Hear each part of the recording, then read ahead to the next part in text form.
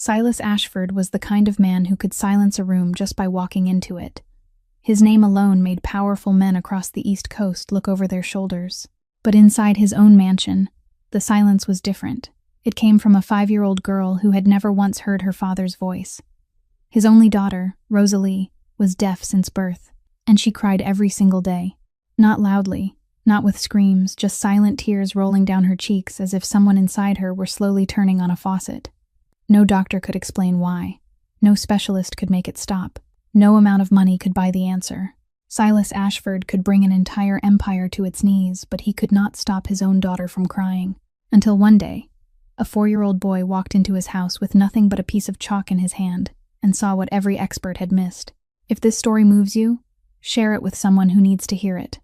Subscribe and stay until the very end, because what happens next will change everything you thought you knew about strength. The Ashford family's mansion sat deep inside a sprawling estate in suburban Connecticut, enclosed by iron fencing that rose higher than a grown man's head, and by rows of hedges trimmed so precisely they looked less like landscaping and more like soldiers posted on guard. Inside, everything was built to announce power, from thick granite walls to gleaming oak floors, from paintings whose price tags could equal an ordinary home to crystal chandeliers suspended beneath ceilings that seemed to stretch endlessly upward. But none of that luxury meant anything to the 5-year-old girl curled beside the largest window on the second floor. Rosalie Ashford had only one favorite place in that enormous house, not the playroom overflowing with toys any child might dream of, not the garden with its fountain and custom-built swing. It was the narrow ledge by the second-floor sitting room window, where she could press her forehead and both small hands against the cold glass and look down at the wide courtyard below.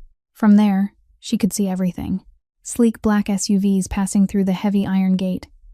Men in dark suits walking their patrol along the stone path. Now and then someone opened the gate, and the iron swung shut again with a hard, final slam that seemed to echo across the entire property. Every time it happened, Rosalie's body reacted before tears even had a chance to fall. Her shoulders lifted, her back curved inward, the hands on the glass tightened into tiny fists, and then she trembled. Not the trembling of cold, the trembling of a small creature trying to make itself smaller still, as if shrinking enough could make something stop seeing her, stop finding her. Then the tears came, quietly, without sound. They simply traced her cheeks and dropped onto the expensive dress she had never once cared about. The strangest thing, the thing no one truly paused long enough to think about, was Rosalie's hands. In between bouts of crying, she would often raise both hands and clamp them tightly over her ears, pressing hard, as if she were trying to block something from pouring in. In any other child, that gesture would have seemed completely ordinary. But Rosalie couldn't hear. She'd been deaf since birth. So what was she trying to shut out? Mrs. Pemberton, the current nanny and the one who'd lasted the longest, had seen that gesture dozens of times. She was a woman of 55, silver hair pinned neatly back, eyes tired but patient. When one of the younger aides asked about Rosalie covering her ears, Mrs. Pemberton only made a small, dismissive motion. "It's just a habit. Children do that." The answer was accepted without another thought, the way people accept that when it rains, the ground gets wet. No one asked why. No one considered that behind that seemingly meaningless action might be the answer to everything.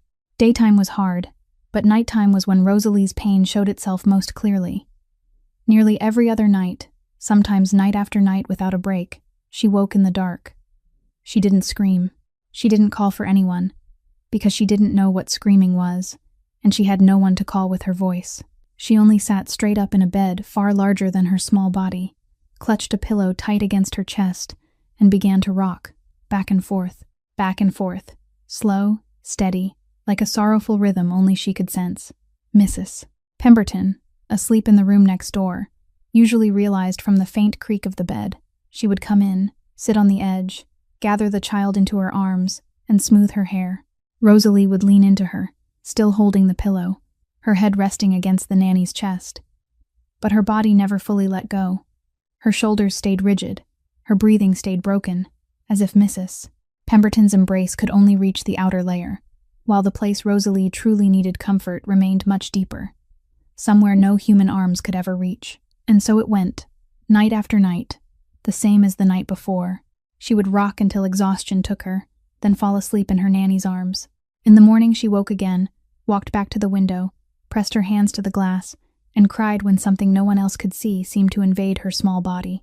A deaf child couldn't hear the gate slam shut, the engine turning over, the heavy footsteps of the security team. So why did Rosalie cry every time those things happened? And why did she cover ears that had never heard any sound at all? Silas did what he always did when he ran into a problem. He threw money at it. Within 2 weeks of Mrs. Pemberton reporting that Rosalie's condition hadn't improved at all, the Ashford mansion turned into an unofficial clinic. Dr. Langford arrived first, the most renowned audiology specialist in the Northeast, a man with salt and pepper hair and gold-rimmed glasses. He flew in from Boston on a private plane Silas had sent to fetch him. He sat in the sitting room, opened a thick file case, and explained in a steady voice that Rosalie was experiencing difficulty adjusting to an environment with limited auditory input. He used long, complicated phrases, sketched charts on paper, pointed to curves Silas didn't understand and didn't want to understand. When Silas asked bluntly, "So why does she cry?" Dr. Langford adjusted his glasses and said more observation time was needed. After Dr. Langford came a child psychologist from New York, a young woman with a gentle voice and a professional smile that never left her lips. She sat on Rosalie's bedroom floor for 3 afternoons, trying to engage the child with toys, with pictures, with simple gestures. Rosalie didn't respond. She sat by the window, eyes fixed on the courtyard, and when Harris's black SUV rolled past, her body curled inward and the tears began to fall. The psychologist wrote in her report that Rosalie showed signs of an anxiety disorder with a possible placement on the autism spectrum. She recommended a 6-month behavioral therapy program. Silas signed the check, and she left. The next week brought a neurologist from Johns Hopkins, a small elderly man whose hands trembled whenever he wasn't holding a medical instrument. He scanned Rosalie's brain, tested her reflexes, shone a light into her eyes until she cried harder. His conclusion was that it could be related to birth trauma and required further study. 3 specialists, 3 completely different diagnoses, and not one of them could answer the simplest question. Why did Rosalie cry? Silas sat in his office after the last specialist had gone. 3 thick reports spread out in front of him, each one bound in luxurious leather stamped with the logos of the most prestigious research institutes in America. He looked at them the way he looked at worthless business contracts, with the cold contempt of a man who measured everything by results. 3 reports, hundreds of thousands of dollars, and his daughter still cried every day. The office door opened and Harris Cole stepped inside, a man of 42 with a sharp angled face and eyes that never revealed emotion. Harris had been Silas's right hand for more than 10 years, the only person allowed to enter this room without knocking. He set a phone on the desk and began to report the situation: trouble at the southern docks, a shipment delayed, and certain partners starting to ask questions. Silas didn't look up. "I don't care. She's still crying." Harris stopped mid-sentence. He'd followed Silas long enough to know when silence was the only sensible move. He picked up the phone, gave a short nod, and stepped back out. But before he left, he added one more line, his voice lower than usual. "I increased security around the house per your order. 2 more patrol vehicles, 4 more night guards, and the main gate is now double locked." Silas nodded without thinking. Security. Protection. That was what he understood. He couldn't heal his daughter's pain, but at least he could make sure no one could touch her. He didn't know that every additional patrol vehicle meant another engine growling across the courtyard. Every additional night guard meant more heavy footsteps on the stone path directly beneath Rosalie's window, and the double-locked gate now slammed shut with twice the force it used to. Everything Silas thought was protection was, in reality, turning the house into a silent machine of torment for his own daughter, day after day, night after night, and he had no idea. That night, Silas walked the second-floor corridor after all the specialists were gone, and all the reports had been filed neatly into a drawer. He stopped outside Rosalie's door. Inside was silence, but it was a heavy silence, thick and dense, like the air before a storm. He put his hand on the doorknob but didn't open it. Standing there in the hallway darkness, Silas Ashford felt something he hadn't felt since he'd been a 13-year-old boy on the streets of Bridgeport. Fear. Not fear of enemies, not fear of losing money, not fear of betrayal. Fear that his daughter would cry like this forever, and that he, the man the entire criminal underworld bowed to, would never find out why. There was a time when Silas Ashford was a man without weakness. He took control of the family empire at the age of 28, after his father died of a heart attack that came in his sleep, quietly and without warning, exactly the way the man had lived. On the day of the funeral, while the most powerful men on the East Coast stood around the casket and watched one another in silence, each measuring who might take the empty chair, Silas stepped forward and said only this: "Everything stays the same, just a different face." No one objected. Not because they feared a man of 28, but because when they looked into his eyes, they saw something more frightening than power. They saw complete emptiness. Silas didn't rage. He didn't threaten. He didn't need to prove anything. He was simply the coldest man in any room he entered. For the next 8 years, no one ever saw Silas Ashford's hand tremble. No one saw him hesitate before any decision, even those that could alter dozens of lives. In his world, people whispered that Silas Ashford had no weakness, and for 8 years, that was true. Then Rosalie was born, and everything changed. Tonight, like every night since the procession of specialists left his home carrying useless reports, Silas sat alone in his ground-floor study. This room was his private fortress, the only place in the house that truly bore his mark. Dark walnut-paneled walls, a set of deep brown leather chairs, and a mahogany desk so heavy it took 4 men to lift it. The desktop was cluttered with objects from 2 different worlds, a neat stack of business files on one side, a phone lighting up endlessly with messages he didn't bother to open, and at the far right corner, closest to his hand, a small silver picture frame, the only photograph in the entire house. In it was a young woman in a white dress, brown hair falling to her shoulders, smiling at someone just outside the frame. Their wedding day. Silas didn't remember much about that day because he wasn't the type to preserve memories. But he remembered that smile, and he remembered the day it vanished forever. It was the day Rosalie was born. That autumn, Silas stood in a hospital corridor when the doctor came out with a look Silas had seen enough times in his life to know bad news was coming. The doctor said the baby was healthy, normal weight, all indicators fine, except for one thing: she showed no response to sound. Preliminary tests indicated complete hearing loss in both ears.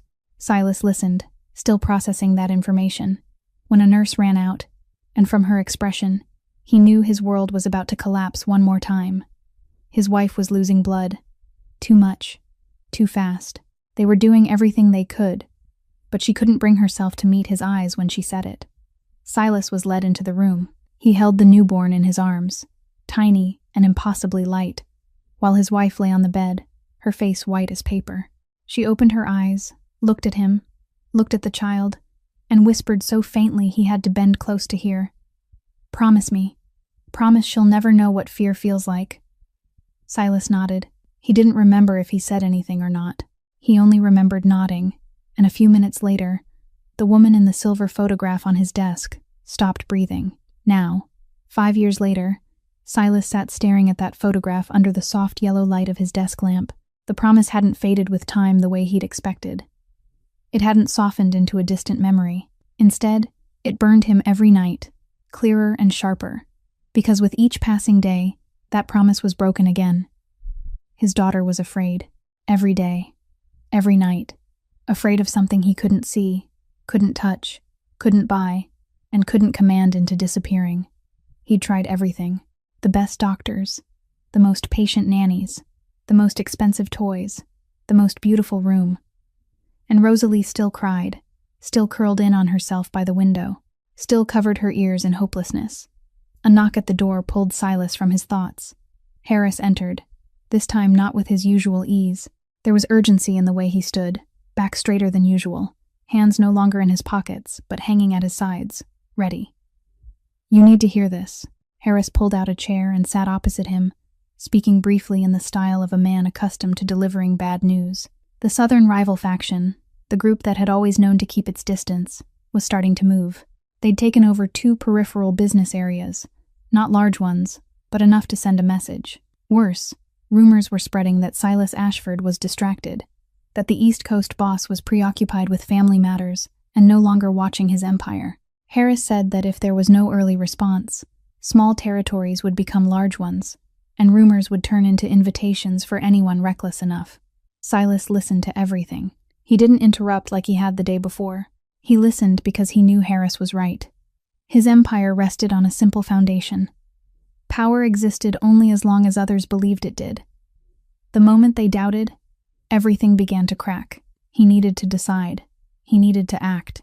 He needed to become the Silas Ashford the entire East Coast feared. But at that exact moment, from the second floor, down the long hallway and wide staircase, Silas sensed something that wasn't really a sound.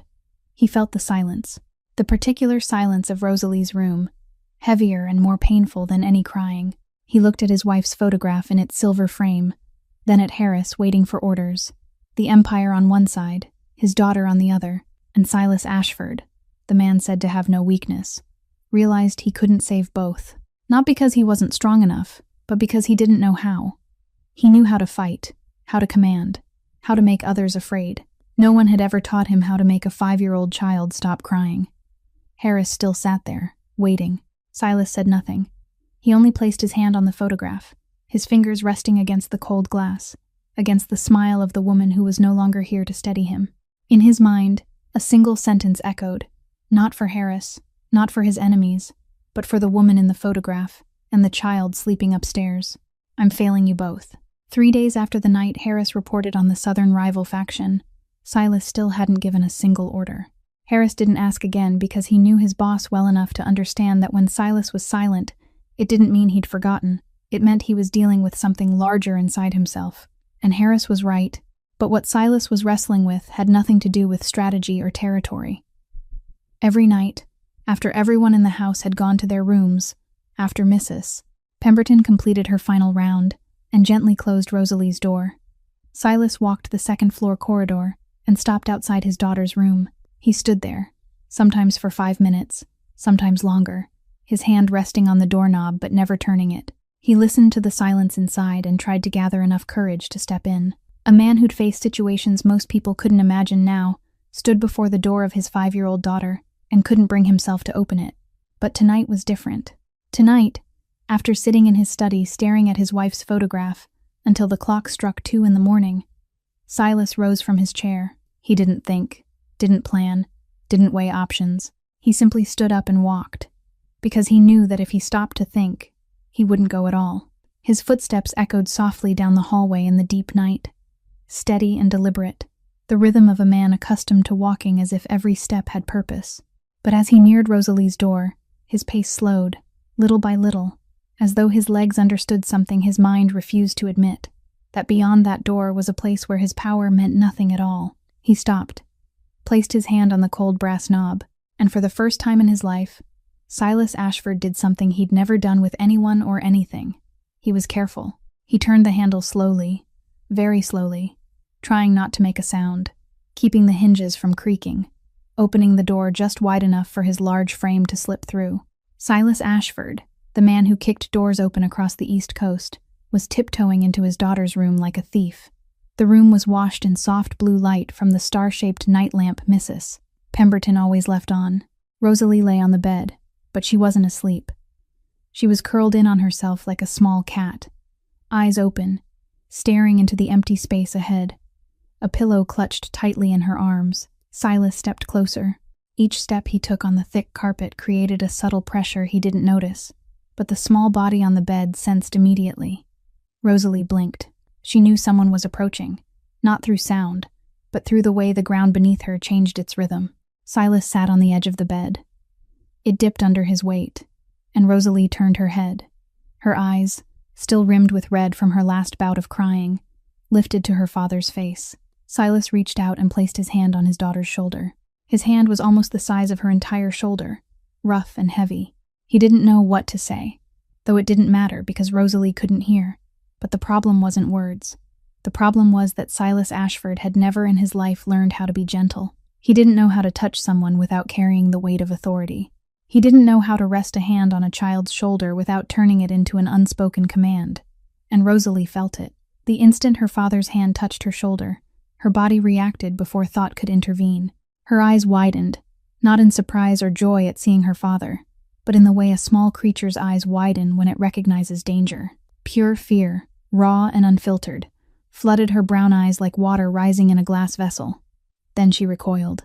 Her entire small body drew back toward the head of the bed, both arms wrapping the pillow tight like a shield. her gaze locked on her father's hand as if it were the most frightening thing in the world. Silas didn't pull his hand away right away. He held it suspended in the air where her shoulder had been a second earlier, and stared at it. This hand had signed hundreds of orders, each capable of changing the lives of dozens of families. This hand had shaken with the most powerful men in America.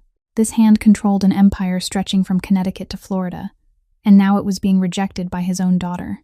The feeling wasn't like any failure Silas had ever known. When he lost a deal, he got angry and found a way to take it back. When he was betrayed, he dealt with it coldly and moved on. When rivals challenged him, he struck back 10 times harder. Every failure in his life had an enemy to blame, a strategy to fix, an action to answer with. This recoil didn't. There was no one to blame, no strategy to apply. The 5-year-old child before him wasn't an opponent, wasn't a subordinate, wasn't someone he could command or persuade. She was simply afraid of him, and that truth was more personal, deeper, sharper than any blade ever aimed his way, because this time Silas Ashford had no one to blame but himself. He lowered his hand, stood up. His body moved on instinct, the instinct of a man accustomed to retreating when he couldn't control a situation.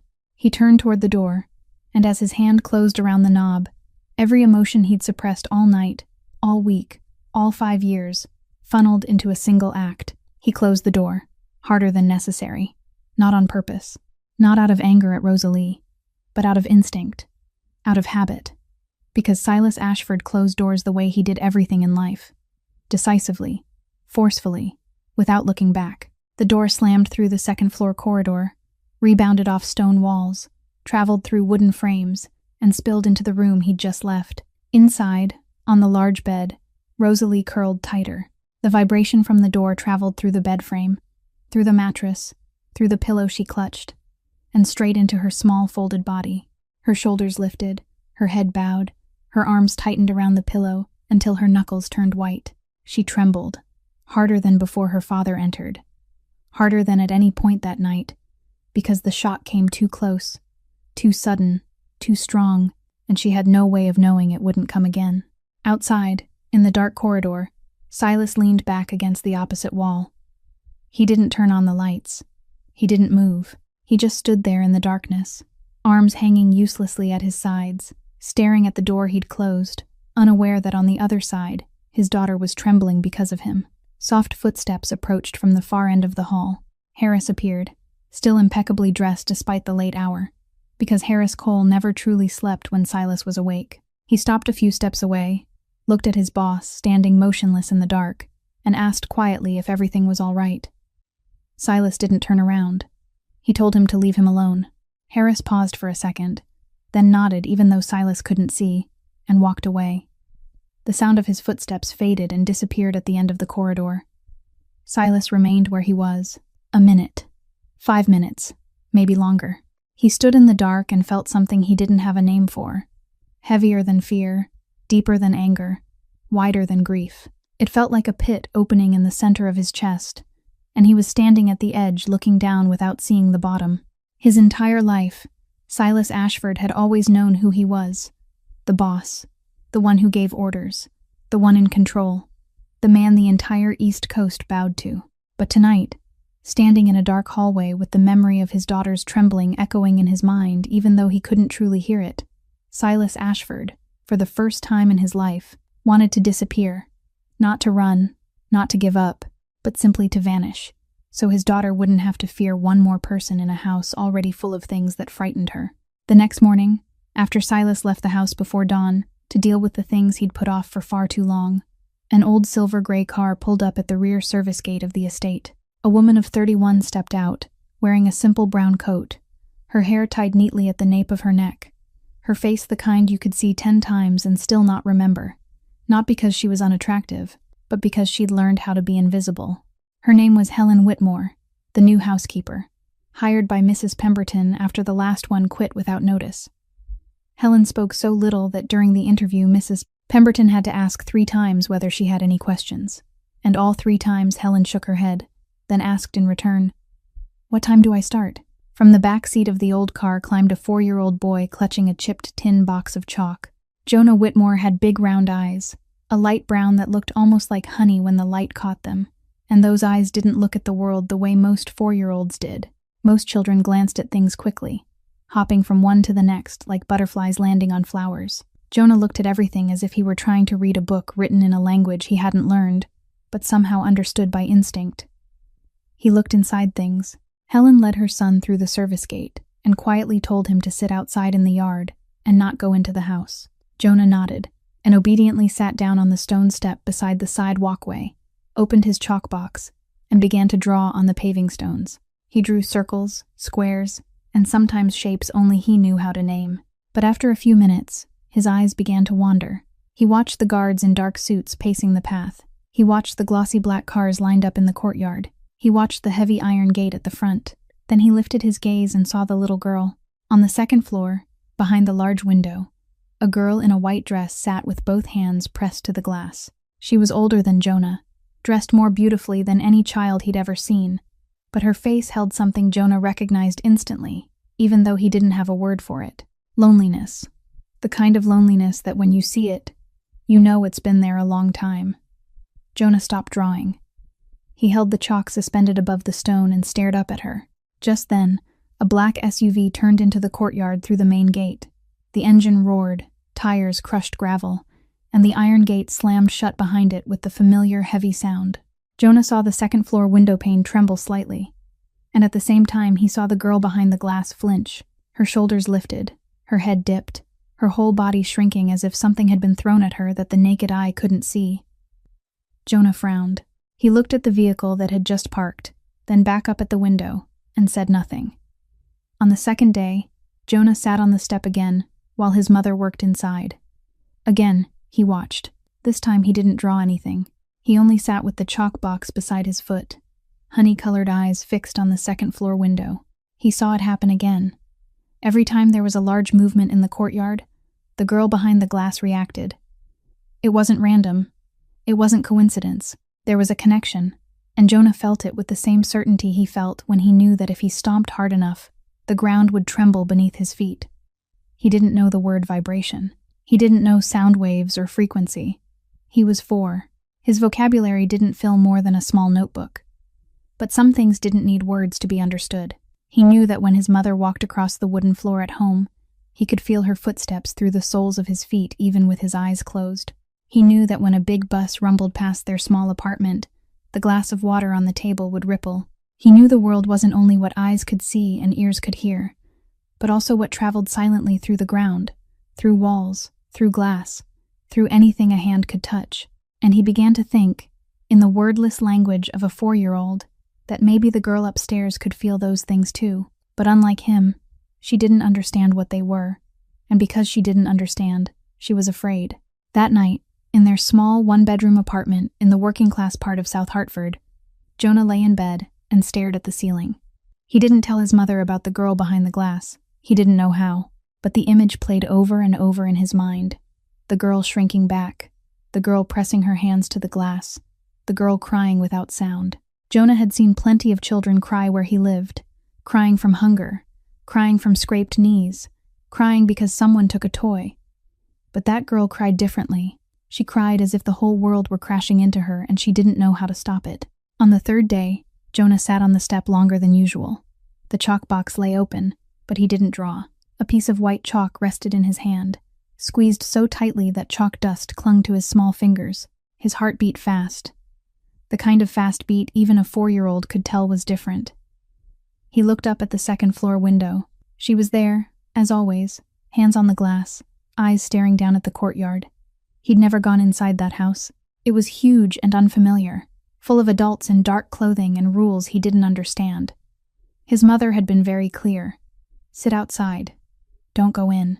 But every time he lifted his gaze and saw the girl behind the glass, something inside him, stronger than his mother's instructions, stronger than his fear of the strange house, pushed him to stand. Jonah got to his feet, slipped the piece of chalk into his pocket, and walked toward the back door his mother used each morning. The rear service door off the kitchen wasn't locked.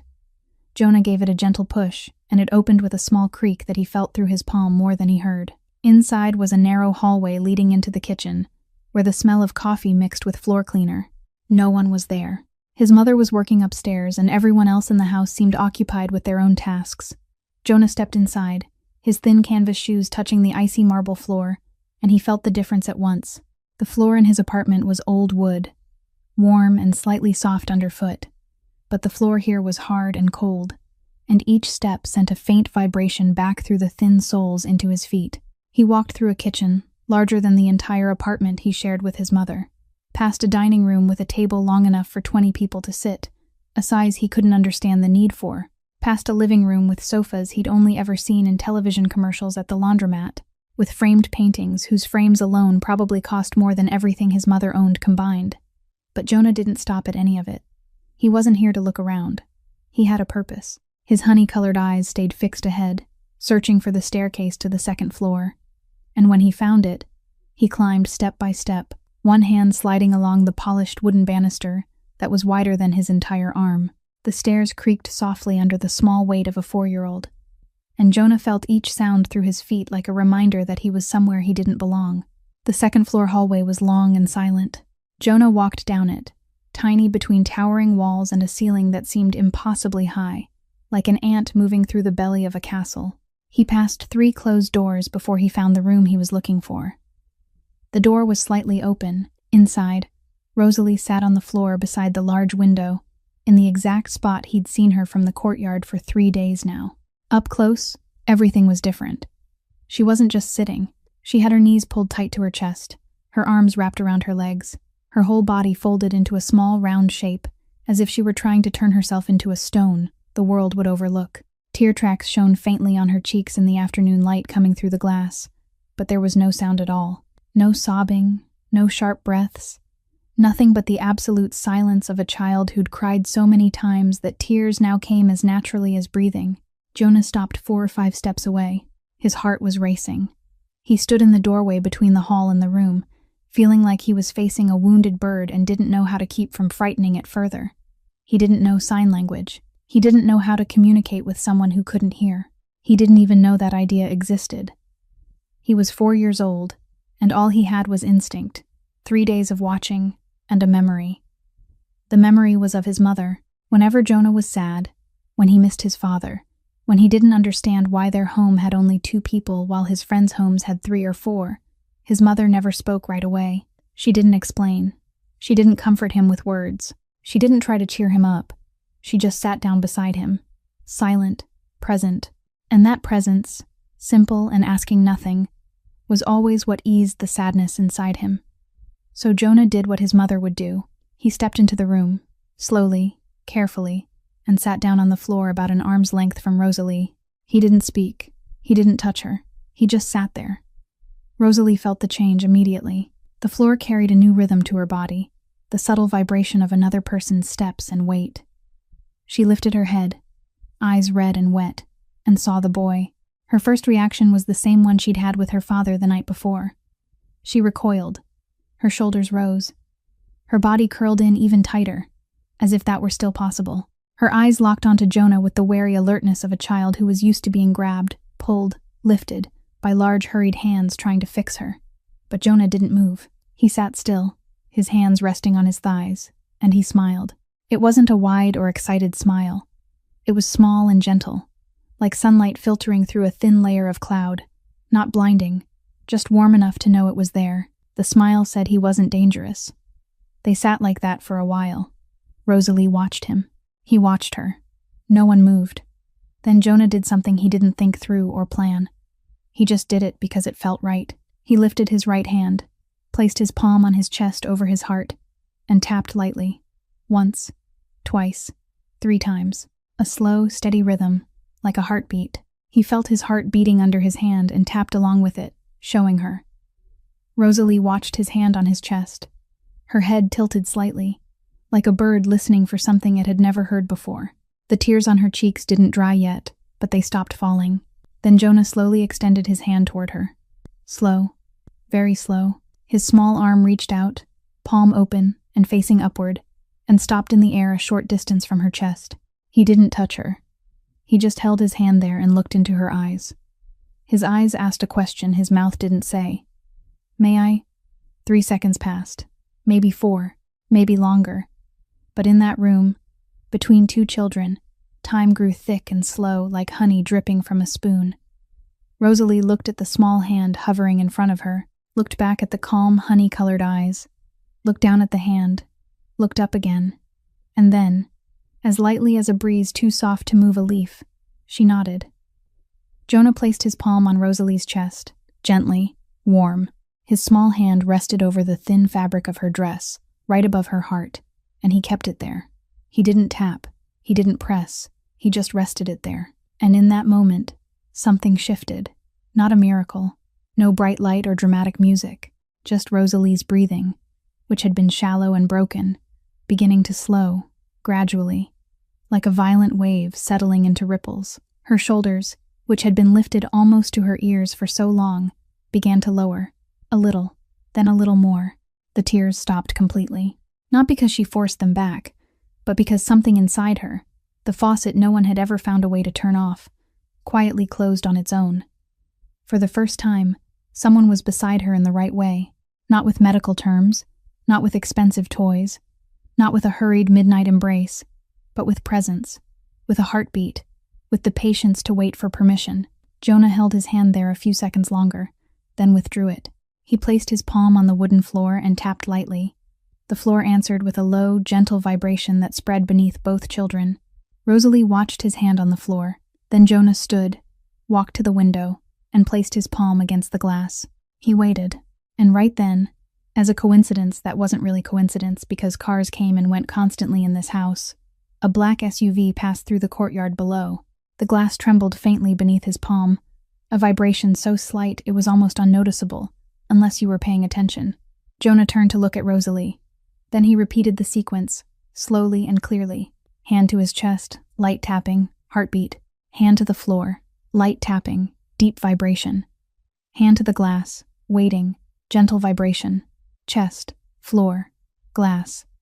Then he pointed to Rosalie. Her eyes widened, not with fear like the night she'd seen her father, but because for the first time in 5 years, someone had shown her that what invaded her body every day wasn't a monster, wasn't a punishment, wasn't something supernatural. It was vibration. It was everywhere. In her chest, under the floor, in the glass. It was the same thing, only different in strength. And it had a name. Rosalie slowly placed her palm against the glass. She held it there, looking out at the courtyard, waiting. Below, a car door slammed shut. The vibration traveled through the glass into her hand. Her body tensed by instinct, her shoulders beginning to rise. But then she looked at Jonah. He sat calmly, his hand still on the glass, unafraid. And Rosalie understood. The vibration came and went. It didn't stay. It didn't hurt her. It just passed through. She didn't cry. For the first time in a very long while, she felt vibration move through her body and didn't cry. The two children sat side by the window, palms against the glass, in silence. Outside, the world went on as usual.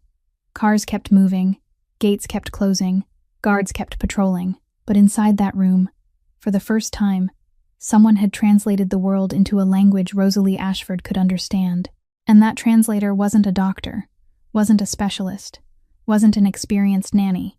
It was a 4-year-old boy with white chalk dust smeared inside his pockets. Mrs. Pemberton was carrying a tray of tea up to the 2nd floor when she noticed Rosalie's door was slightly ajar.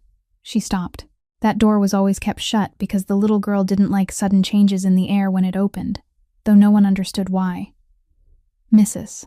Pemberton set the tray down on a small table in the hallway and moved closer. She peered through the crack and froze. On Rosalie's floor, right beside the large window, the boss's daughter was sitting next to a little boy Mrs. Pemberton had never seen before. A tiny boy in old jeans and a t-shirt smudged with white chalk dust was pressing his hand to the window pane, and Rosalie was doing the same. Mrs. Pemberton didn't even have time to process the picture. The instincts of a woman who'd lived in this house long enough to know that anyone who appeared near Rosalie without permission was a serious problem took over, and she turned at once, left the tea tray behind, and hurried downstairs. Silas had been home for less than 10 minutes. He was standing in his study, tie loosened, phone in hand as he read messages from Harris about the situation in the South. When Mrs. Pemberton appeared in the doorway, her face drained of color. "Mr. Ashford, there's a child in Rosalie's room." Silas didn't ask which child. He didn't ask how the child got in. He didn't ask any of the questions an ordinary man would ask. He set the phone down on the desk and stepped out of the room, with the speed and decisiveness of a man who'd spent his life reacting to threats before they had time to become real danger. His footsteps on the stairs were fast and heavy, each step carrying the weight of 90 kilograms of muscle and 41 years. Lived in a world where hesitation could be the last thing you ever did. The second-floor corridor shortened under his long stride. His Mafia instincts snapped fully awake. Who had entered his daughter's space? How? For what purpose? And who would pay for this security failure? By the time he reached Rosalie's door, every muscle in his body was prepared for a response that in his world could be anything. He shoved the door wide and stepped in. Then he stopped. On the floor beside the large window, his daughter was sitting next to a boy he'd never seen. The boy was small, very small, maybe 4 years old or even younger, wearing cheap clothes with white chalk dust clinging to the pockets. Silas's first instinct was territorial, the instinct of an animal defending its den.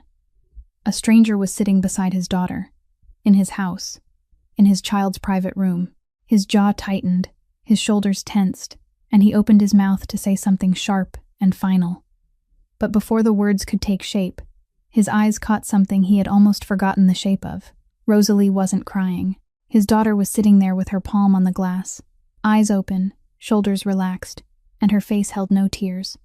No red rims around her eyes, no raised shoulders, no curled-in body, no signs of the fear he'd watched every day for 5 years. And she was looking at the boy beside her with an expression Silas had never seen on his daughter's face. Peace. Not the tired peace after crying until there was nothing left. Real peace, the kind a child has when she's somewhere she feels safe. Silas stood there between the open door and the 2 children on the floor, and the anger in him hit that image and cracked apart. It didn't vanish. It was still there somewhere underneath, because Silas Ashford didn't truly run out of anger, but it was shoved aside by something stronger that he didn't have a name for. What's going on in here? His voice carried through the room, low and sharp, the voice of a man used to giving orders, not asking. The boy on the floor looked up. And in that instant, Silas saw something he didn't expect. The boy's eyes, a light brown close to honey, lifted to his face, and fear was in them, plain and undisguised, because a 4-year-old didn't know how to hide feelings. The boy was afraid. Seeing Silas Ashford filling the doorway, a face carved from stone, eyes cold as steel, would make any adult step back, let alone a 4-year-old who weighed less than 15 kilograms. But the boy didn't run. He didn't stand. He didn't retreat.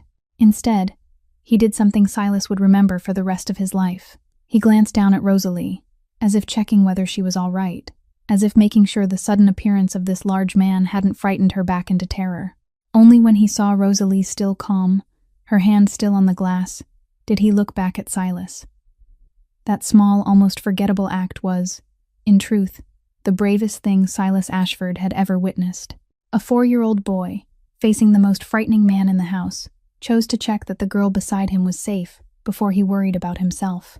In more than 10 years of running his empire, Silas had hundreds of men under him, large, strong men who swore loyalty, and not one of them had ever put someone else's safety before his own, with the natural purity that this 4-year-old had just shown him. The boy looked at Silas, still afraid but not fleeing, and began to explain.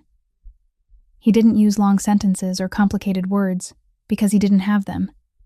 He used his hands. He pointed down to the floor and tapped his palm lightly on the wood. Then he pointed up to the window and pressed his hand to the glass. Then he placed his hand on his chest, where his heart beat. Floor. Glass. Chest. Then he spoke, his voice small but so clear each word seemed to carve itself into the air. She feels it. Every time there's noise, it's like it's inside her. It hurts her and it scares her. The room went still. Silas stared at the boy, stared at his daughter, stared at the window. Then he did something he'd never done with any specialist, any doctor, any psychologist, in 5 years. He listened. He walked to the window slowly and placed his palm against the glass. Right then, down in the courtyard, a car engine turned over. The vibration traveled through the frame, through the pane, into his palm. Small, but unmistakable. Unmistakable enough that he couldn't understand how he'd never felt it before. And then everything came rushing in, not slowly like rising water, but like a tidal wave. Every black SUV that rolled into the courtyard every day. Every time the iron gate slammed shut, every heavy footstep of the patrol passing beneath Rosalie's window, every vehicle Harris had added on his order to increase security, every night guard he'd demanded, every time the double-locked gate closed with twice the force. All of it. Everything he thought was protecting his daughter had been crushing her from the inside, every day, every night. And the door slammed the night before, when he'd left his daughter's room with his heavy hand and his decisive habit. That single shock had made Rosalie curl in and tremble worse than ever. She hadn't been afraid of him. She'd been afraid of the vibration he carried into the room every time he came close. Silas stood there with his hand on the glass and said nothing. His eyes looked out at the courtyard, but he saw nothing, because inside his mind something was collapsing, something he'd built for 5 years. The belief that he was doing the right thing, that money and power would solve it, that the problem was somewhere outside him, not in him. In the doorway, Mrs. Pemberton stood motionless with one hand covering her mouth. She'd heard the boy's words. She'd watched her employer place his palm on the glass, and she was thinking about every time she'd said, "It's just a habit. Children do that," whenever Rosalie covered her ears, and shame made her eyes burn. On the floor, Jonah sat quietly beside Rosalie. He'd said his piece, and now he was simply there, his small hand resting beside Rosalie's, the two children silent as the adults finally began to understand. No one moved. No one spoke. The room filled with the heaviest silence the house had ever held, heavier than Rosalie's silence, because this was the silence of people who'd just realized they'd been wrong and didn't yet know where to begin fixing it. Silas lowered his hand from the glass. He stared at his palm, the palm that seconds ago had still felt the faint vibration from the car below. He turned and looked at his daughter, at the boy, at the tiny chalk-smudged hand lying still on the floor beside Rosalie, and for the first time in 41 years, Silas Ashford, the most powerful Mafia boss on the east coast of America, stood in a room and didn't know what to say. 4 days after the afternoon when Silas stood in his daughter's room and felt vibration through the glass for the first time, the house began to change. But change inside a mansion as large as a small neighborhood never happened overnight. The team Silas hired from a Boston company to install sound-insulating windows had only finished the ground floor and part of the second-floor corridor. Rosalie's room still had the old glass, beautiful and expensive panes that carried vibration as clearly as a mute loudspeaker. The new soft flooring had only been laid in her bedroom and the short stretch of hallway outside the door, while the rest of the house remained original hard oak. The mansion stood halfway between what it had been and what it was becoming, half old and half new, like a living creature in the middle of shedding its skin. That afternoon, Rosalie and Jonah were sitting on the floor of the small sitting room beside her bedroom on the second floor, a space that had never been used before, and had now become where the two children spent most of their time together. Jonah was teaching Rosalie a game he'd invented himself, one without a name because it didn't need one, only 2 hands and a wooden floor. He placed Rosalie's palm flat against the floor and tapped lightly beside it with his other hand, a gentle, steady tap like a heartbeat. Rosalie felt the small vibration travel through the wood into her palm and looked at Jonah. He smiled and nodded, meaning it was safe. Then he tapped harder, faster, 3 or 4 times in a row. Rosalie frowned slightly, noticing the difference. Jonah raised one finger, his face more serious but not afraid, meaning pay attention but it's all right. Then he delivered a single, very hard tap, loud enough to make a sharp sound, and immediately lifted both hands off the floor, palms out, his face breaking into an exaggerated expression like a child actor, eyes wide and mouth round, before instantly relaxing his shoulders and smiling broadly. It meant it was strong, but it was over. See? Nothing happened. Rosalie watched him, and the corners of her mouth lifted just slightly. Not yet a smile, but the closest step toward one she'd taken in a very long time. They played the game again and again, Jonah tapping with different strengths, while Rosalie learned to tell them apart through her palm. Light meant safe. Strong meant pay attention. Very strong, but only once meant it comes and it goes. Slowly, in the wordless language of 2 children, Rosalie began to understand a logic no specialist had ever managed to teach her with charts or terminology, that not every vibration was something to fear. Some were the world whispering. Some were the world speaking loudly. And even when the world shouted, the shout would pass. Then the sky outside changed. No one noticed at first because it happened quickly. The way New England weather was known to do. Blazing sunshine at midday and storms by late afternoon. Gray clouds rolled in from the west, low and heavy, and the light in the room shifted from warm gold to cold gray within minutes. Then came the first thunderclap, distant and deep, like an enormous door slamming shut somewhere beyond the horizon. The vibration traveled through the air, through brick walls, through the old window frames not yet replaced, and into the glass. The pane trembled. Rosalie had her hand on the floor and felt it first there, through the wood, and then almost immediately through the air around her. Her body reacted at once, following instincts carved over 5 years. She curled inward, shoulders lifting, eyes widening in pure panic. Her small hands clutched Jonah's arm, gripping so tightly her fingers left marks on his skin, and her whole body leaned toward him as if he were the only thing keeping her from being swept away. All the progress of the past days, the tapping game, the almost smile, the fragile calm, seemed to be erased in a single instant by distant thunder she couldn't hear but felt in every cell. Jonah didn't panic. His arm hurt under her grip, but he didn't pull away. He stayed still, let her hold on as long as she needed, and waited for the first wave of fear to pass. Then, when he felt her fingers loosen just a little, he moved. He gently freed her hands from his arm, not pushing them away but holding them, and guided her palm toward the window glass. Rosalie resisted, instinctively pulling back, but Jonah was patient, holding lightly, not forcing, only guiding. Her hand touched the glass, and right then, the second thunderclap came, closer than the first. The glass vibrated under her palm. She shuddered and tried to pull away, but Jonah held gently. He placed his other hand on his chest and tapped softly in a steady rhythm, a heartbeat, and looked into her eyes. His face was calm, the tapping on his chest unchanged, telling her to look at him. His heart was still beating normally. He wasn't afraid, so this wasn't something to fear. Then he turned and pointed out the window. Outside, rain began to fall, heavy drops striking the glass and streaming down. Trees in the courtyard swayed in the wind, leaves flying, branches bending but not breaking. The ground darkened with rain but didn't split. The fountain trembled but didn't topple. The world was shaking, loud, chaotic, but nothing was collapsing. Nothing was breaking. Everything was still standing. Rosalie looked at the rain, looked at the moving trees, looked at the ground holding firm. Then she looked at Jonah, calm face, steady heartbeat tapping beneath his palm. Then she looked back at the glass beneath her own hand. Thunder rolled a third time, the closest and strongest yet. The whole room trembled, not just the glass but the floor, the walls, the air itself. Rosalie didn't curl in. Her lips trembled slightly, and her fingers tightened on the glass, and then loosened again. But her shoulders didn't rise. Her body didn't shrink. Her hand stayed on the glass. And then, slowly, like the sun rising after a long night no one dared believe would end, the corner of Rosalie's mouth lifted. She smiled.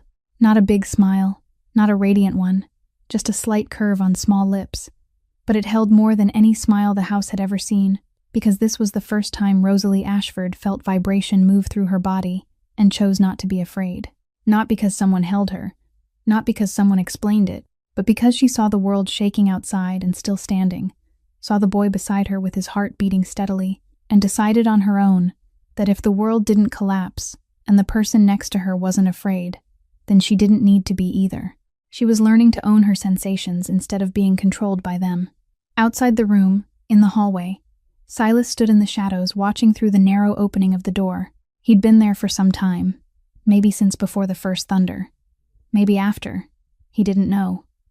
He saw his daughter curl inward at the thunder. He saw the boy calmly guide Rosalie's hand to the glass. He saw the third thunderclap, the strongest, and his daughter didn't cry. And he saw the smile, that tiny smile on a face he'd looked at thousands of times but had never seen curve that way. His daughter was smiling in the middle of a storm. Silas placed his hand on the doorknob but didn't open it. He wanted to step inside, to sit beside his daughter, to be part of the moment. But he understood with an instinct that had nothing to do with power or control, that this time, his daughter didn't need him. She didn't need anyone to enter and interrupt what was happening. She was standing on her own, in her own way, beside someone she trusted. And Silas stood there, hand on the knob, watching his daughter smile through the crack in the door, and felt two things at once he hadn't believed could exist together. Pain, because he wasn't the one who brought that smile, and beauty, because the smile existed whether he was there or not. which meant his daughter was beginning to heal from the inside, in the deepest place no embrace, no check, and no command could ever reach. 2 weeks after the afternoon storm, the house finished shedding its old skin. The crew from Boston installed the final sound-insulating window on the second floor on a quiet Wednesday morning, and when they left, the mansion seemed to hold a different kind of silence. Not the heavy, dense silence Silas had felt night after night outside his daughter's door, but a light, open silence, like the pause between two breaths. The new glass was 3 times thicker than the old, designed to absorb vibration from outside instead of carrying it straight in. The entire second floor was rebuilt with a special layer beneath the new wood, a material the specialist explained would cut the path vibration used to travel from the ground up to the surface. Rosalie's room was redesigned completely. Every piece of metal that could resonate was replaced with wood or fabric. The bookcase legs were fitted with rubber padding, and her bed was set on an isolation base, so effective she could barely feel anything even when someone walked heavily just outside her door.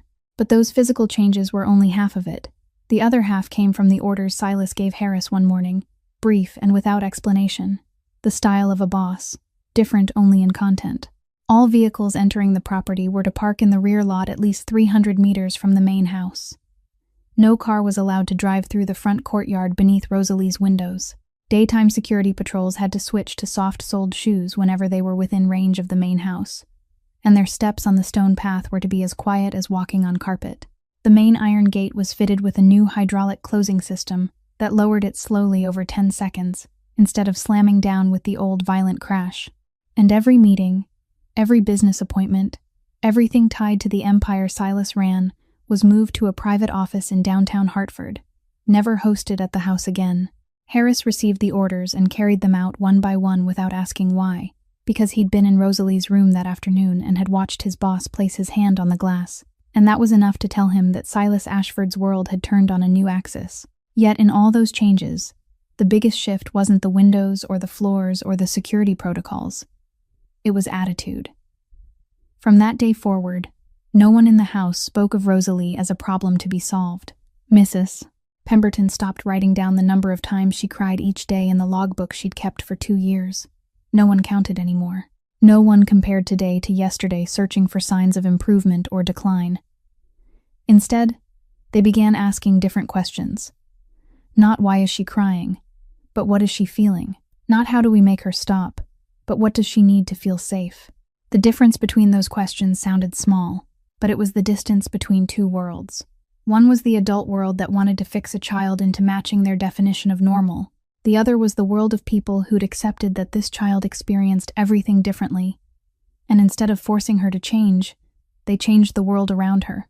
New specialists were invited in, not the type who recited training manuals the way the earlier ones had, but the kind who knew how to sit on the floor, how to observe before judging, how to listen to a child with their eyes instead of their ears. They taught Rosalie to tell different sensations apart, to be warned before something happened instead of being ambushed by it. And Rosalie responded.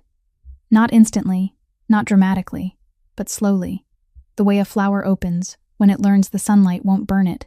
She began to distinguish strong from light, near from far, sudden from gradual, the way other children distinguished loud from soft, high from low. Each sensation carried meaning, and that meaning gave her what she'd never had: control. When you understand what is happening to your body, you stop being its victim.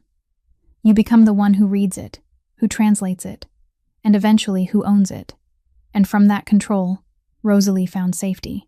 Jonah became a natural part of her life without anyone having to assign it or arrange it officially. No one called him an aide or a therapeutic companion or any professional name at all. He was simply there. Every morning when his mother came to work, Jonah walked into the house, climbed the stairs to the second floor, and sat on the floor of the small sitting room beside Rosalie. He drew with chalk on a small blackboard Mrs. Pemberton bought for him, and now and then he took Rosalie's hand and let her feel different surfaces. The wood of the bookcase, warm and smooth. The fabric of the curtains, soft and faintly alive when a light breeze moved through. The water in the glass bowl Mrs. Pemberton used for flowers, cold and gently rippling when a finger touched it. Each surface was a small world, and Jonah showed Rosalie that the world wasn't only the frightening vibration of iron gates and cars, but also the gentle vibration of water, of cloth, of sun-warmed wood. The tears came less and less. First in the daytime, Rosalie stopped crying by the window because the new glass no longer carried vibration the way it used to, and even when she felt something through the floor or the walls, she looked to Jonah, saw him calm, and reminded herself it was all right. Then at night, Mrs. Pemberton realized the faint midnight creaking of the bed grew rare. Rosalie still woke sometimes, but instead of clutching her pillow and rocking, she placed her hand on the bed frame, felt, then lay back down on her own. Mrs. Pemberton wrote it down, not in the old book that counted crying spells, but in a new one, and instead of grim tally marks, she wrote short notes. Quiet night. Rosalie went back to sleep by herself. Then one day, the tears didn't appear at all. Not in the morning, not at noon, not in the late afternoon when long shadows stretched and Rosalie used to be most fragile. The whole day passed and her cheeks stayed dry. Mrs. Pemberton noticed that in the evening when she came to check the room and found Rosalie asleep, peaceful, her pillow placed neatly instead of crushed in her arms, she stood in the doorway watching the child sleep, and for the first time in 2 years of working in this house, she didn't feel heavy when she stepped back into the hallway. That night, close to 11 o'clock, Helen was wiping down a table in the ground floor living room when she noticed the door to Silas's study was slightly open. In all the weeks she'd worked here, that door had always been shut. Helen knew the rules. On her first day, she'd been told the Ashford study was off limits, cleaned only when requested, and only when Mr. Ashford wasn't home. But tonight the door was ajar, and there was no sound inside. Maybe the boss had forgotten to close it before going upstairs. Helen meant to walk past, but her feet stopped. Through the crack, the soft yellow glow of a desk lamp spilled a thin stripe of light across the hallway floor, and in that stripe, she could see part of the large desk, part of a stack of files, and in the corner, closest to her, the silver picture frame. She'd seen that frame many times while cleaning, but she'd never really looked at it because she wasn't the kind of person who pried into other people's private lives. Tonight, though, in the near-total quiet of a house that had learned to breathe more gently, the lamp hit the photograph at an angle she'd never seen before, and the woman's face in the picture came into focus through the opening. Young, beautiful, smiling, and there was something around her eyes that resembled Rosalie so closely that Helen felt her chest tighten. She stood there only a few seconds before a voice spoke directly behind her. "What are you looking for?" Helen spun around, her heart jumping into her throat. Silas stood less than 2 steps away, still in his dress shirt with the sleeves rolled up, a glass of water in his hand. He didn't look angry. It was simply the direct question of a man used to controlling everything that happened in his own house. Helen took 1 step back, gripping her cloth. "I'm sorry, Mr. Ashford. The door was open and I'm sorry. I shouldn't have stopped." She turned to go, but Silas didn't say anything to hold her there. He only stepped past her, pushed the study door wider, and walked in. He sat down, set the glass on the desk, and looked at the silver frame. Then, without turning back to Helen, still standing in the doorway, he spoke in a voice she'd never heard from him. Not cold, not commanding, just the voice of a tired man speaking to the empty air in front of him. "She died the day Rosalie was born. The last thing she said was to make me promise our daughter would never know what fear feels like." Helen stayed still at the threshold. She didn't step in because she hadn't been invited, but she didn't walk away either, because something in Silas's voice kept her there, a raw honesty she recognized instantly, because she'd heard that same voice in herself for 2 years now, the voice of someone who'd lost their other half and was trying to carry the weight of both. Silence passed, maybe 10 seconds, maybe longer, and then Helen spoke. Gently, not because she thought she should, but because it found its way out on its own. "My husband died 2 years ago. The last thing he said was to tell me to make sure Jonah always knows he's loved." Silas turned his head and looked at her for the first time since sitting down. In a study paneled in dark wood under soft yellow light, the 2 adults stood on opposite sides of a doorway and looked at each other with an expression neither of them used in ordinary life. Not the look of an employer and a housekeeper. Not the look of a man and a woman. The look of 2 people who'd stood in a hospital room and heard the last words of someone they loved, then walked out alone with a child in their arms, and the rest of life stretching ahead like a road without a map. 2 promises, strangely alike. 2 people missing half of themselves. 2 people raising a child alone. Yet their circumstances were so different they might have belonged to different planets. One sat in a walnut-lined study, the owner of an empire spanning the East Coast, with hundreds of men under him, with money to buy almost anything in the world, and still failing to keep his promise for 5 years.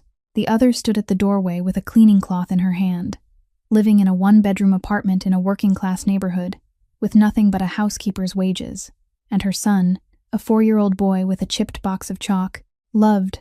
So, naturally, he walked into a stranger's house to sit beside a crying girl, without anyone teaching him how. Silas looked at Helen and asked the question he'd wanted to ask since the first day he saw her son sitting beside Rosalie. "How did your boy do it? How did he know what my daughter needed?" Helen was quiet for a moment, not because she was searching for an answer.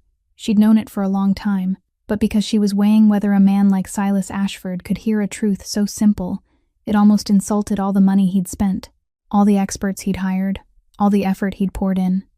Then she said, in the calmest voice she had, "He didn't know. He just stayed. That's all children need sometimes. Someone who stays." Silas didn't answer right away. He looked down at the desk, at the glass of water, at the photograph, and inside him Helen's words dropped like a stone into a deep well. It hit bottom, and the echo traveled into every corner. He just stayed. And Silas remembered every time he hadn't stayed. Every night he stood outside Rosalie's door and turned away. Every time his daughter cried and he called the nanny instead of coming himself. Every check he signed for specialists, as if money could replace presence. And the night he walked into his daughter's room and walked back out, closing the door too hard, disappearing into the dark hallway. He hadn't stayed. Not once. In the long silence, Helen added one more thing, her voice lower, as if she was deciding whether to say it, and then deciding that if she didn't say it now, she never would. "I know who you are, Mr. Ashford. I know what this house is. I know those black cars and men in suits aren't the staff of an ordinary company." Silas watched her, his eyes narrowing slightly, caution rising but not fully, because Helen's tone carried no threat and no judgment. "I was afraid," Helen continued. "The first day I walked in here I was afraid. I wondered if I was crazy for bringing my son into a place like this. But I stayed. Not for the money, though I need the money. I stayed because my son saw something in your daughter that made him brave. A 4-year-old who's scared of this house so much, his hand shakes around a piece of chalk every morning before he walks in. But he still walks in, for the girl upstairs. I can't take that away from either of them." The room was quiet. The desk lamp cast long shadows on the wall. The photograph of the wife he'd lost rested in its silver frame, her smile frozen in time. Silas looked at Helen for a long time. He didn't say thank you, not because he didn't want to, but because Silas Ashford had never said those 2 words to anyone in his life, and he didn't know where to begin. But he nodded, slow and deep, the kind of nod he saved for moments when words became unnecessary. Helen understood. She nodded back, gently, then turned and walked out into the hallway, the cleaning cloth still in her hand, her steps light and even on the new wood floor. Behind her, Silas remained in his study, staring at the silver photograph, and for the first time, his wife's promise didn't burn him. It was still there, still heavy, but beside it there was something else now. Not an answer, just a direction a woman holding a cleaning cloth had pointed him toward with 5 of the simplest words in the world. He just stayed. The peace lasted 3 weeks. 3 weeks in which the house learned to breathe more softly, Rosalie learned to smile more often, and Silas learned how to stand outside his daughter's door without feeling like a threat. Those 3 weeks were almost long enough for him to forget that the world beyond the new hydraulic gate still ran by rules entirely different from the ones inside. Then Harris called at 6 o'clock on a Tuesday morning. His voice was calm as always, but his pacing was a few percent faster, just enough for Silas to know this wasn't a routine update. The southern crew had moved, not the small probing on the outskirts Harris had reported earlier in the study. This time they took 3 consecutive sections along the main port line, cutting off one of Silas's most important transport routes, and what made Harris call at 6, instead of waiting for the regular meeting, was this. Last night, a black, unmarked sedan sat outside the mansion gate for 40 minutes before driving away. No one got out. No action. It simply waited there, headlights off, engine running, then left. The message was clearer than any spoken threat. "We know where you live." Helen was the one who saw that car. She'd arrived earlier than usual because the day before Mrs.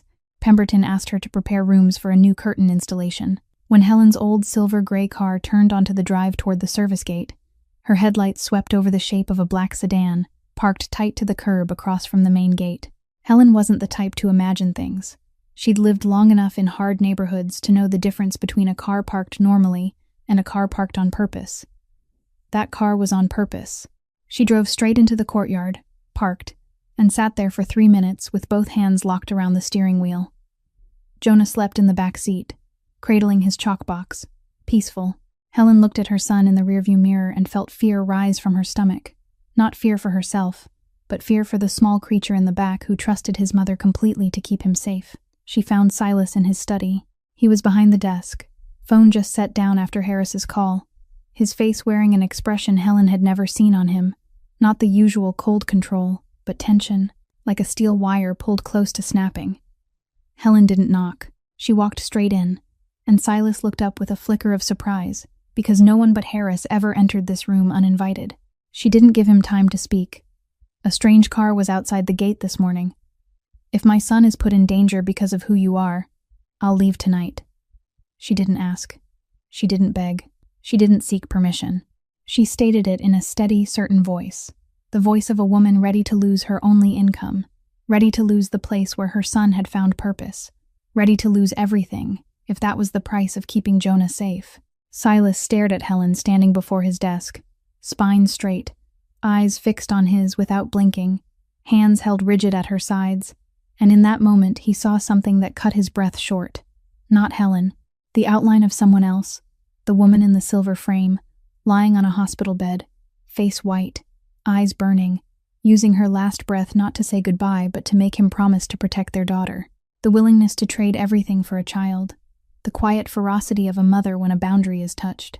Helen didn't resemble his wife in any outward way. Different face, different build, different life, different world. But inside, at the deepest core of someone willing to burn everything so her child wouldn't be burned, they were so alike that Silas had to look away. He turned his gaze to the study window. Outside, in the early light, Jonah was sitting on the familiar stone step, and beside him, for the first time outside the house instead of behind the glass, Rosalie sat on the ground. The two children had their palms on the stone path, feeling something only they understood, and both of them were smiling. Silas looked at that image for 3 seconds, then looked back at Helen. "Give me until tonight." That was all he said. No explanation, no promise, just a short request from a man who wasn't used to asking anyone for anything.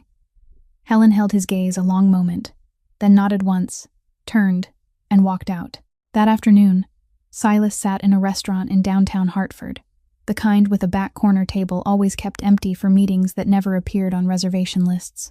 Across from him sat Victor Salerno, leader of the Southern faction, a man around Silas's age but more than 20 kilograms heavier, with a salt and pepper beard and the eyes of a predator used to waiting for mistakes. Harris stood behind Silas near the wall, expression blank. 2 of Salerno's men stood behind him, also against the wall, also expressionless. 4 human walls surrounding 2 men facing each other across a small white tablecloth. Silas didn't waste time. He slid a single sheet of paper across the table. Handwritten, brief. A warehouse section at the southern port. The piece of territory they'd been fighting over for almost a year, and control of 3 peripheral shipping routes. All of it would go to Salerno.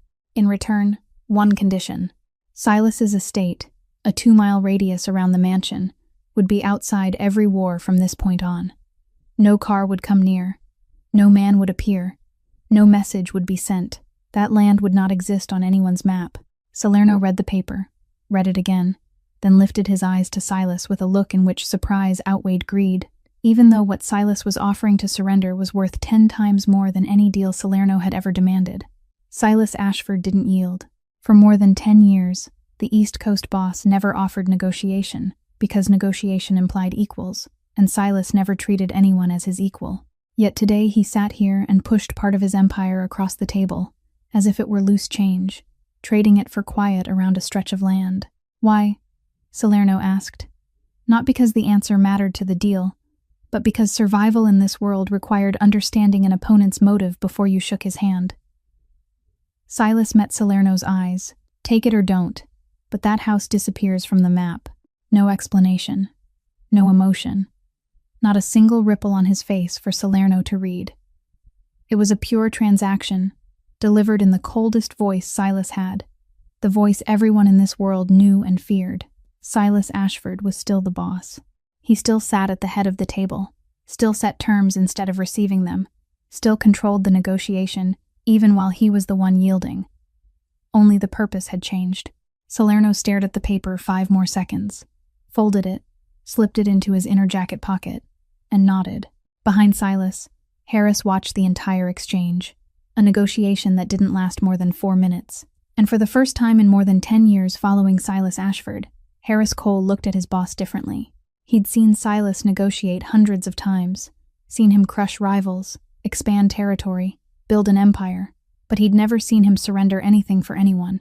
Now, watching his boss stand, button his jacket, and walk out of the restaurant with the same decisive stride but a completely different direction, Harris understood the man in front of him wasn't only a boss. He was a father, and that was something Harris had never seen before.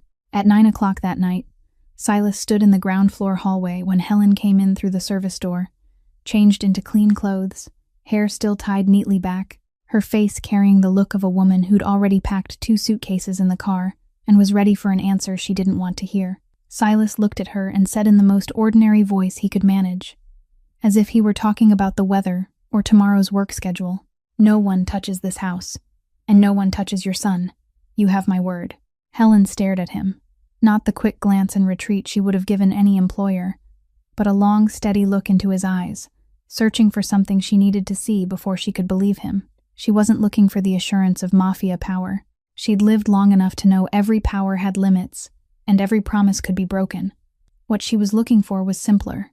She was looking for the father she'd glimpsed late at night beside the silver frame, the father the nanny had said stood outside his daughter's door through the storm, the father who today traded part of an empire for quiet for a 5-year-old child, and safety for a 4-year-old boy who wasn't even his blood.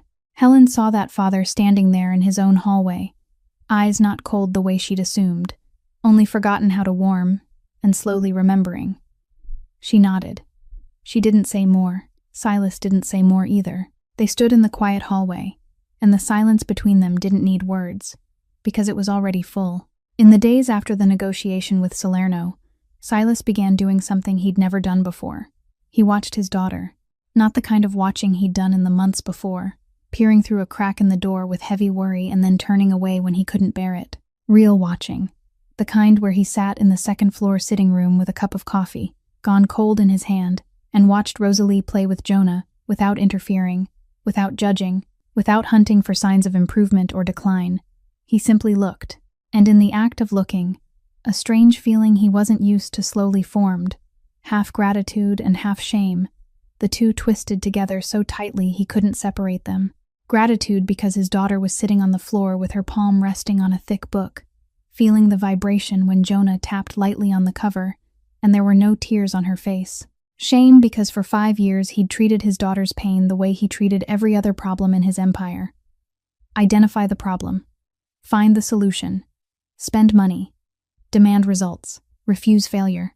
He'd hired specialists the way he hired employees, measured progress the way he measured financial reports, and when results didn't appear, he poured in more resources as if his daughter were a failing business project that needed more capital. He'd never stopped to ask whether the problem was his approach, not his level of investment. And the answer, when it finally came, didn't come from a doctor or an expert or anyone he had to pay. It came from a 4-year-old boy sitting quietly on the floor. And from that boy's mother with 5 simple words Silas couldn't forget, no matter how hard he tried. He just stayed. That was all. And Silas, the man who could buy an entire building in an afternoon, who could command hundreds of people with a single phone call, who could force rivals to yield without raising his voice, had never managed to do the simplest thing in the world for his own daughter. He always left. Always closed the door. Always let the distance between himself and Rosalie grow after every failed attempt. Because Silas Ashford didn't know how to exist in a space where he couldn't control the outcome. But today was different. Today, after sitting long enough to understand he didn't need to control anything at all, Silas set the cold coffee down on the table and stood. Jonah had gone home with his mother half an hour earlier. Rosalie sat alone on the floor of the small sitting room, her back against the sofa leg, her hand resting on the book Jonah had left behind, her fingers tracing small, meaningless circles on the hard cover. Late afternoon sunlight came through the sound-insulating glass, softer and gentler than the old windows had ever allowed, laying pale gold across the wood floor and across the brown of her hair. Silas walked into the room. Slowly. Each step was conscious, not the decisive stride of a boss, but the careful steps of a man trying to learn how to move again inside his own home. He stopped 2 steps from Rosalie and did something he'd watched Jonah do dozens of times but had never done himself. He sat down on the floor, not in a chair looking down, not standing like a tower from above. He sat on the floor at his daughter's level, legs stretched out, back against the opposite sofa leg, about an arm's length from Rosalie. The new wood felt cool under his palm, and he sensed its firmness through the fabric of his trousers. Felt the difference from the soft leather chair in his study, where he'd sat for years looking down at the world. Here, on the floor, the world looked different. Lower, slower, closer. Rosalie looked up at her father. Her brown eyes, so like her mother's that every time Silas met them, it felt like someone drove a thin blade straight into the center of his chest. Studied him with cautious curiosity, not fear. She didn't recoil. She didn't curl away. There was nothing like the reaction of that night when he'd entered her room and been rejected by the most painful flinch of his life. She only looked, head slightly tilted, as if trying to understand why her father was sitting on the floor when she'd never seen him there before. Silas raised his right hand slowly. Very slowly. He'd learned by watching Jonah that around Rosalie, every movement had to be gentle and predictable. Nothing sudden, nothing hidden. He placed his palm on his own chest over his heart and tapped lightly. Once, twice, 3 times. A steady rhythm, like a heartbeat, like the way the 4-year-old had done it on the first day he sat beside Rosalie on this very floor. Rosalie watched her father's hand on his chest. Her eyes brightened, not much, but enough for Silas to see it, because she recognized the gesture. She knew what it meant. Heartbeat. Safe. I'm here. Then Silas extended his hand toward his daughter, slowly, palm up, stopping in midair a short distance from her chest. And he waited. He waited the way Jonah had waited, the way Silas had never waited for anyone in his life, because Silas Ashford gave permission. He didn't ask for it. But this wasn't a boardroom or a negotiation. This was the floor beside his daughter, and here his power mattered less than patience. Rosalie looked at the hand hovering in front of her, looked up into his eyes, looked back at the hand. Then, without needing the long hesitation she'd needed the first time with Jonah, she nodded. Silas placed his palm on his daughter's chest, gently.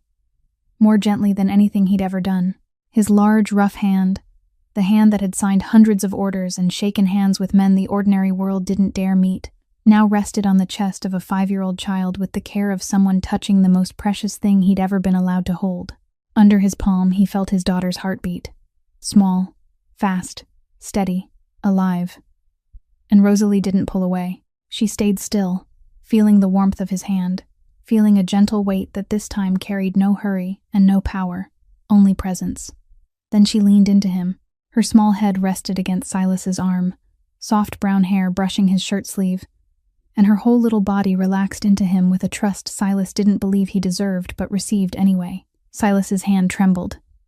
Not from cold or weakness, from feeling, from emotion, something his body had almost forgotten how to process after years of forcing it down. He sat there with his daughter against his arm, his hand on her chest, and understood that this was the first real conversation they'd ever had. No words, no need for words. Their language was heartbeat and warmth and presence, and it spoke more than any sentence Silas had ever delivered in any room on the East Coast. Then Rosalie lifted her head. She looked at him with clear brown eyes that hadn't carried tears for days, and slowly raised her small hand. That hand, tiny beside Silas's, fingers thin as new branches, rested on his chest over his heart. And she tapped. Once, twice, 3 times. A steady rhythm, a heartbeat. She was doing to him exactly what he'd just done to her, reversing it completely. For the first time since Jonah taught her the gesture, Rosalie wasn't only receiving, she was giving it back. Her small fingers tapped on Silas's chest, and each tap said something she didn't have words for. I can feel you too. I know you're here. I know your heart is beating, and I'm not afraid. Silas stared at the tiny hand on his chest, at those slender fingers tapping lightly through his shirt over the heart he'd believed for years had frozen solid. And for the first time in 41 years, Silas Ashford cried. Not loudly, not with sobs or shaking shoulders or anything dramatic, just tears, silent, sliding down from the corner of a man who'd never allowed himself to be weak in front of anyone. And this time he didn't hide them. He didn't turn away. He didn't wipe them off fast with the back of his hand. The tears fell, and he let them fall. Because in this room, on this floor, with his daughter in his arm, and her small hand tapping a heartbeat on his chest, he didn't have to be a boss. He only had to be her father. At the far end of the second-floor hall, Harris stood with his back against the wall. He'd come up to report a message from Salerno confirming the agreement was in effect, but when he saw the scene in the room through the open door, he stopped. He watched his boss sitting on the floor. He watched the child leaning into him. He watched the small hand on his boss's chest. He watched tears he'd never seen in more than 10 years at Silas Ashford's side. Harris turned away. His footsteps were light on the cushioned floor, almost creating no vibration at all. He went back down the stairs, Salerno's message still unspoken, and it could wait. Everything could wait. One late autumn morning, when the leaves across the estate began to shift from green to gold, and then to a fierce red, as if someone were coloring the world with enormous sticks of chalk, Rosalie Ashford stepped out of the house, not through the window she'd sat beside for so many months, but through the front door, on her own feet, with the stride of a child who was excited, not afraid. She went straight to the largest oak in the yard, the tree she'd only ever seen from behind glass, and placed both hands on the trunk. The bark was rough and warm beneath her palms, hotter where the sun struck it and cooler where shadow held it, and when the wind moved through the leaves above, the whole trunk gave a gentle tremor, a vibration nothing like the one from cars or iron gates. This one was alive, rhythmic, like the tree itself was breathing. Rosalie stood there a long time, arms around the trunk, eyes closed, head slightly tilted, and on her face was an expression that made Mrs. Pemberton, watching from the steps, turn her head away because her eyes burned. The look of a child hearing a song for the first time, even though Rosalie's ears had never heard any song at all. From the oak, Rosalie walked to the fountain in the center of the courtyard, the marble fountain she'd never touched because she'd never gone outside before. She dipped both hands into the water and her eyes widened. Water wasn't like any surface she'd ever felt. It moved, constantly. Every drop falling from the spout sent a small ripple outward, touching her fingers before traveling on, and Rosalie stood with her hands in the basin, feeling the current, as if she were reading a book written in a liquid language. Then she went to the brick wall, bordering the eastern garden, where the afternoon sun struck for hours, and she pressed her palm to the brick, hot, dry, and faintly alive with the smallest tremor when wind hit the wall and curled back.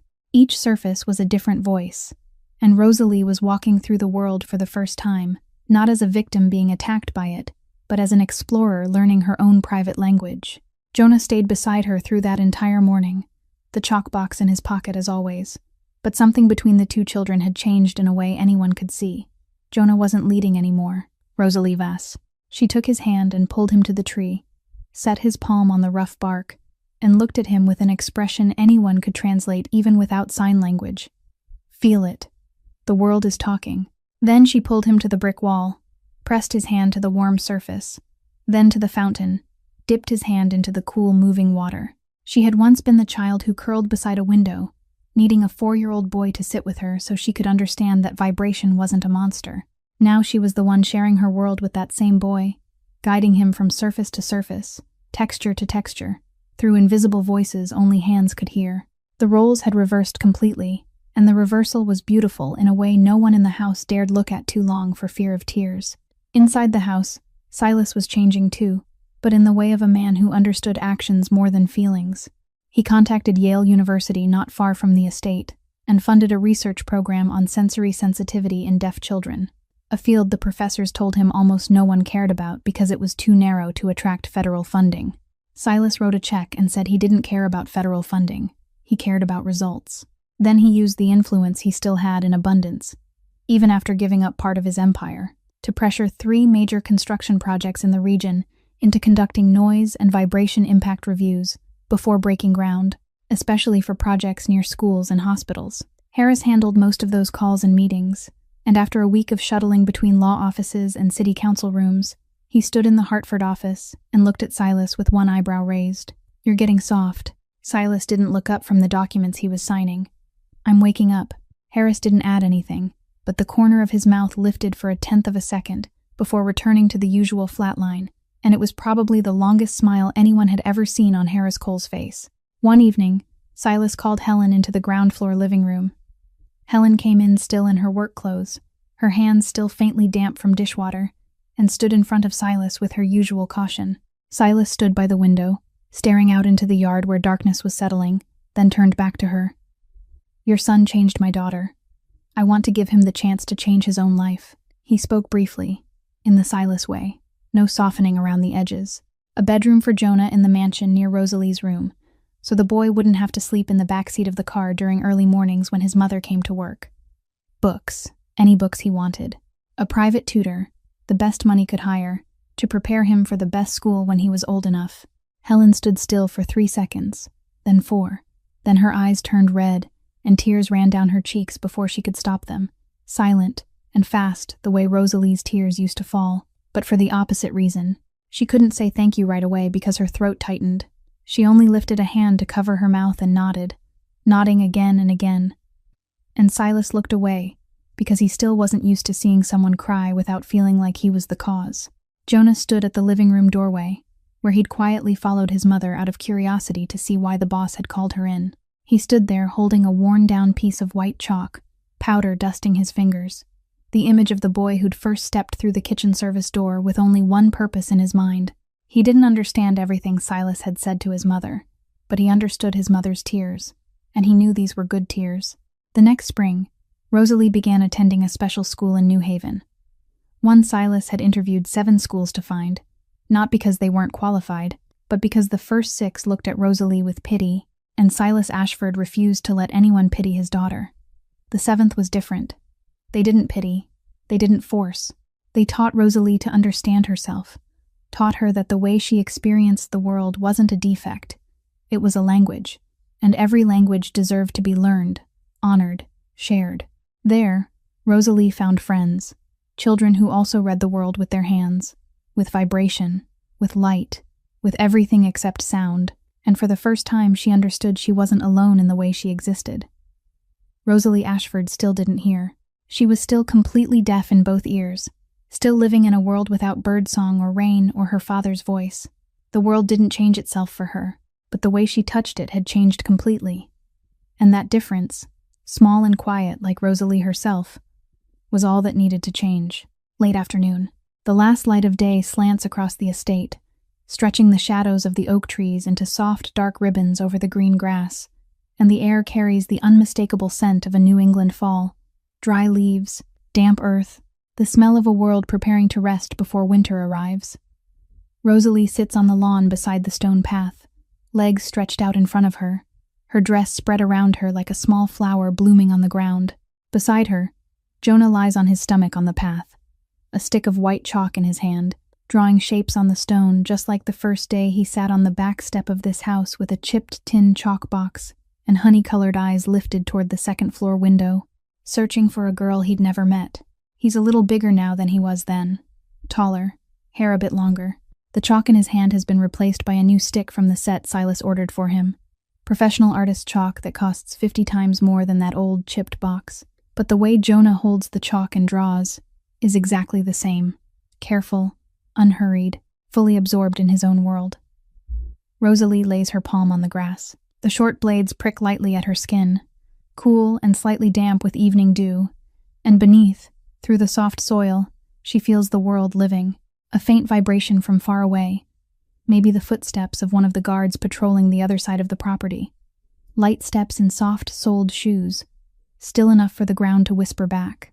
Then another vibration, passing like a breath, the wind stirring the oak branches above and the whole trunk trembling gently, the motion traveling down through roots and spreading through the earth beneath her hand. And farther still, beyond the hydraulic gate, beyond the iron fence, beyond the property line, a car moves along the main road, sending a muted tremor almost too faint to notice. Yet Rosalie recognizes it because her hands have learned to read the world in the most delicate language. The world is still busy, still trembling, still moving without pause with millions of vibrations, big and small, every second. But it isn't frightening anymore. It's simply alive. And Rosalie is alive with it, her palm on the ground, eyes closed, lips curved in the small smile that has become familiar on her face now instead of tears. On the second-floor balcony, Silas stands looking down. Both hands rest on the stone railing, his eyes on the two children in the grass, and inside him is a feeling he didn't meet until 36 years into his life. Peace. Not peace because the empire is safe, because rivals have backed off, because money still flows, because no one dares to challenge him. Not the peace of power. The peace of a father watching his daughter smile in the late light, her hand on the earth, sensing the world not with ears but with her whole body, and knowing she isn't afraid. The promise to his wife, the promise that burned him through so many nights in his study before the silver frame, for the first time, isn't a fire. It's still there, still warm, but now it feels more like a candle than a blaze. Harris stands beside Silas on the balcony, half a step away, hands in his pockets, face still unreadable as always. But today he isn't holding a phone. There's no folder in his hand, no report or message or problem waiting to be handled. For the first time in more than 10 years at Silas Ashford's side, Harris Cole stands next to his boss with nothing to deliver. He simply stands there, two men watching two children in the grass, and neither of them speaks because there's nothing that needs to be said. Below them, Rosalie opens her eyes and takes Jonah's hand. She guides his hand down to the grass beside her own, and the two of them feel the ground beneath their palms together. Jonah smiles. Rosalie smiles. The late sun lays a warm gold over the two children, and their shadows join on the grass into a single shape. If someone asked Silas Ashford what the most important moment of his life was, he wouldn't mention his first deal or his biggest contract. He would say, "One day, a boy with a piece of chalk in his hand taught my daughter not to fear this world, and taught me how to truly listen." This story is a reminder that sometimes the smallest hands carry the greatest truth, that listening doesn't always require ears. It requires a heart willing to stay. That real strength isn't controlling the world around you. It's understanding the world inside the people you love, and that sometimes the answers to the most complicated questions are so simple only a child can see them. If this story touched your heart, please share it with someone who needs to hear it. How did this story make you feel? What did it bring up from your own life? Have you ever realized that someone beside you didn't need advice, didn't need solutions? They only needed you to stay. We'd truly love to hear what you feel deep in your heart, so please leave a comment below so we can share and connect together. If you enjoy stories like this, please subscribe to our channel, tap like, and share the video so that every day you can listen to meaningful stories that remind us what truly matters in life. Wishing everyone watching this video good health, a joyful life, and peace in every day. Thank you for staying with us to the end. Goodbye, and we'll see you in the next video.